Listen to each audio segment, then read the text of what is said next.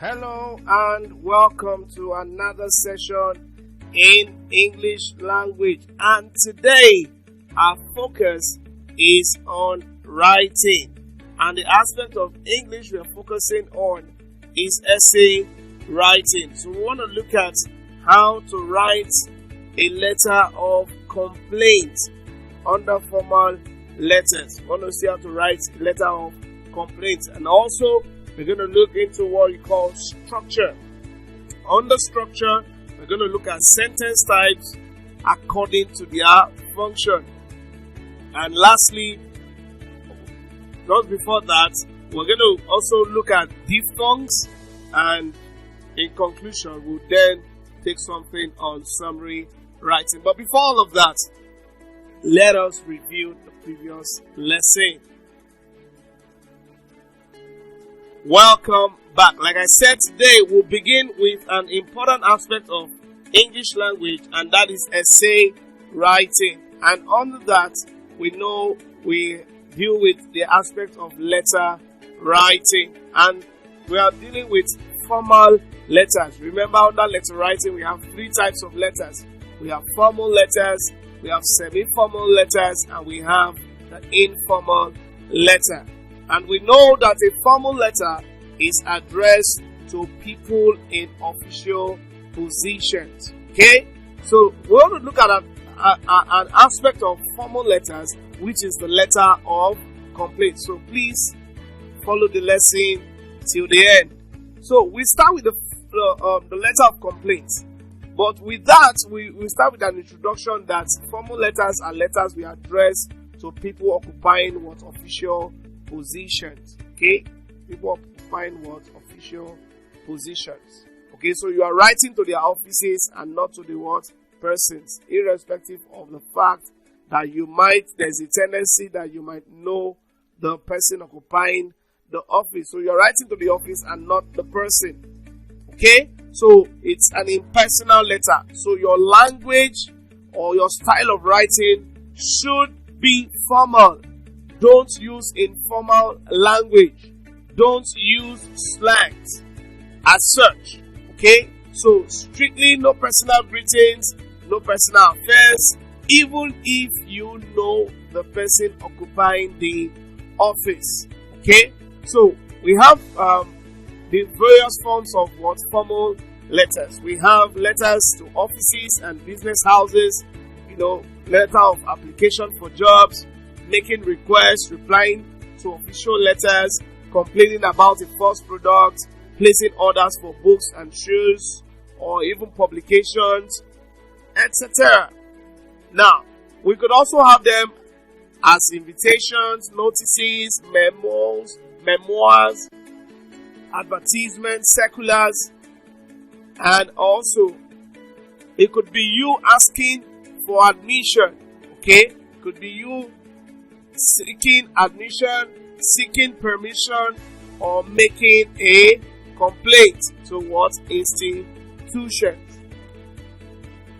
Also, it could also mean that you are writing a letter to the editor of a newspaper or a magazine on a topic of public interest. But our focus today is on letter of complaint. Now, you write a letter of complaint to express your displeasure, to express your dissatisfaction, to show you are displeased with how you were treated or with your purchase of a particular product or service that was rendered. Now, the opening paragraph must contain expressions like, I regret to inform you, or I feel sad to inform you that. That is the opening paragraph. I regret to inform you that, or I feel sad to inform you that. Then the closing paragraph contains expressions such as, I look forward to an early reply. I expect an urgent action from you. The tone of the letter of complaint should be serious but not rude. Please take note of that. should be serious, but please don't be rude when you are addressing or writing a letter of complaint. Okay, so you should be more polite in your requests. Okay, don't be rude in your request. Be polite. Okay, so let's look at the formal letters. Take an example. Write a letter to the general manager of the bookshop complaining about the shortcomings of a branch located in your neighborhood. So here is the writer's address. So you can see 5 of Akron Road, PO Box 1008, Serekunda, Banjo, 12th June 2021. So we have the general manager, CMD Bookshop, Banjo, there, sir. So we have salutation and the receiver's address. Now you write the heading, complaints. Remember, you're writing your uppercase letters. Complaints about the shortcomings of the CMD bookshop in my area. So start with the acceptable expression for letter of complaints. I feel sad to inform you that, and give your complaints. Okay, poor services rendered by the staff, or exorbitant prices, or refusal to change damaged books, or inadequate stock. Point out the effects that these shortcomings can have on their setup. Okay, point that out to the manager, then conclude with the acceptable expression for letters of complaint, and that is, I expect an urgent action from you, or I anticipate an urgent reply from you. So you end with the format of formal letters, yours faithfully. Then you put your full name. Okay, so let's move on to another aspect of English language, and that is on structure. We're looking at sentence types according to functions. So we have what you call the declarative sentence, the interrogative sentence, the imperative sentence, and what you call the exclamatory sentence. So follow closely. The declarative sentence is simply used to express a statement or declaration. Okay? Any statement or declaration followed by full stop is a declarative sentence. It's suggested we go by box. That is a declarative sentence. Okay? Then we have what you call interrogative sentence. To interrogate, which means to ask questions. Interrogative sentence are used to ask questions. Do you want some oranges? So, and you end interrogative sentences with what? Question mark. Remember, declarative sentences end with a full stop, but interrogative sentences end with what? A question mark. Now we have what we call imperative sentences. Now, imperative sentences are used to compel people to what? To do something. Okay? To compel people to do something, to make requests to people to what? To do something. Okay? So imperatives can also be used to give instructions, assign commands. They can also be used to give directions and also make suggestions. So aside orders and commands, we use imperatives also to give instructions, directions, or make what? Suggestions. Look at the example below. Would you be kind enough to dust the shelves? Now that is a request, but it's an imperative sentence. Okay, would you be kind enough to dust the shelves? Do you mind dusting the shelves? Okay, so we have what you call the exclamatory sentence. Here, we are making an exclamation. We are expressing feelings of surprise, anger, hatred, love. Okay, so you can say, whoops, I almost smashed the car. Oh, how can you drink that? So please, in exclamatory sentence, they most times end with exclamation marks. Imperatives end in a full stop, and interrogatives end with a question mark and declarative end with what? A full stop. Okay?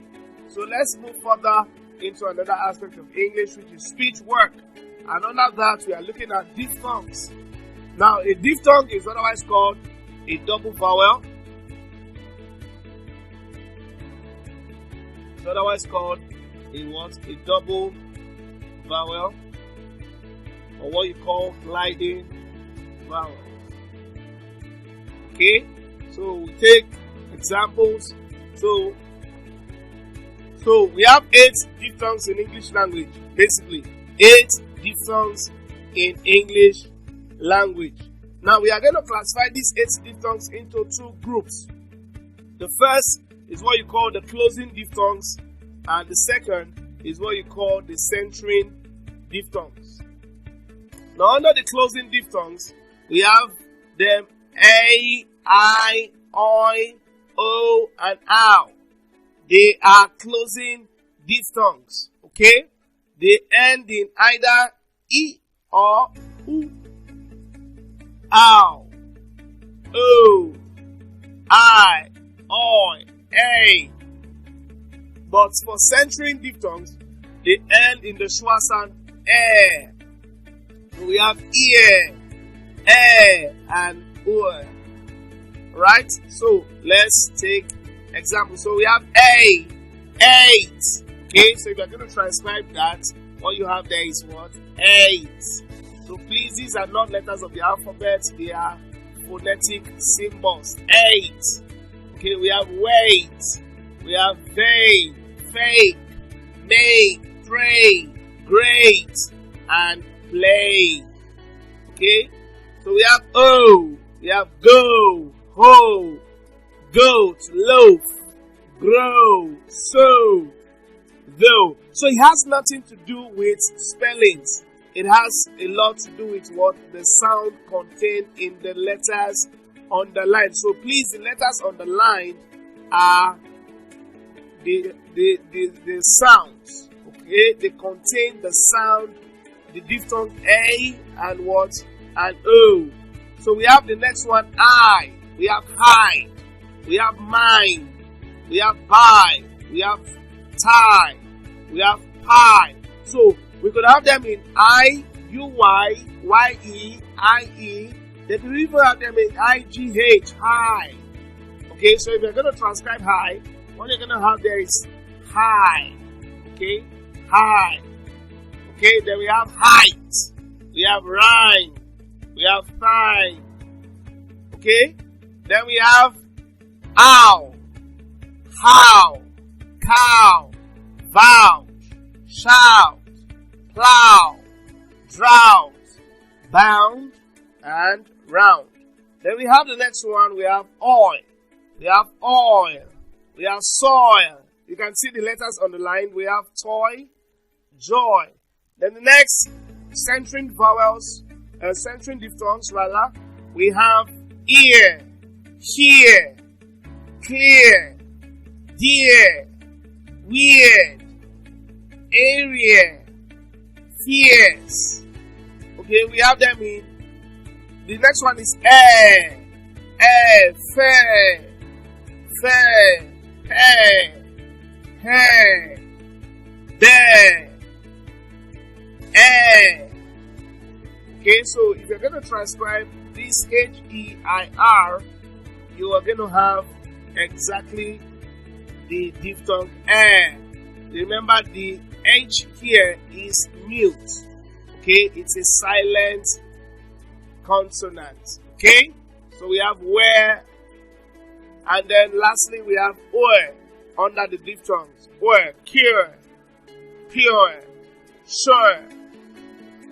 Okay, so let's move into the last part, which is summary writing. Like you know, summary is almost like the twin of what you call the comprehension. It requires that you read the passage carefully. Okay, very important, because your understanding would help you to summarize.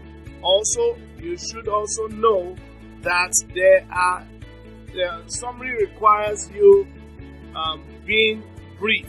Okay, brevity is one of the characteristics of summary writing. Okay, so brevity, you have to write them in brief sentences.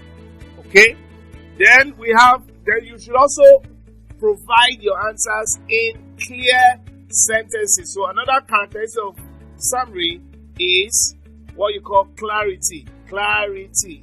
Okay, so you should write them in clear sentences. Okay, so provide your answer in clear sentences, and please, as much as possible, don't mumble your answers in one sentence. Please do not exceed the required number of sentences. Okay, it's very important that you stick to the number of sentences. Don't exceed it and don't go below that. And as much as possible, avoid mindless lifting, okay, and unnecessary repetition. So with this, we have come to the end of today's lesson. Thank you very much for joining the class, and to refresh your memory and recall all that was taught in the lesson today, I would love and encourage that you take the test that would appear on your screen.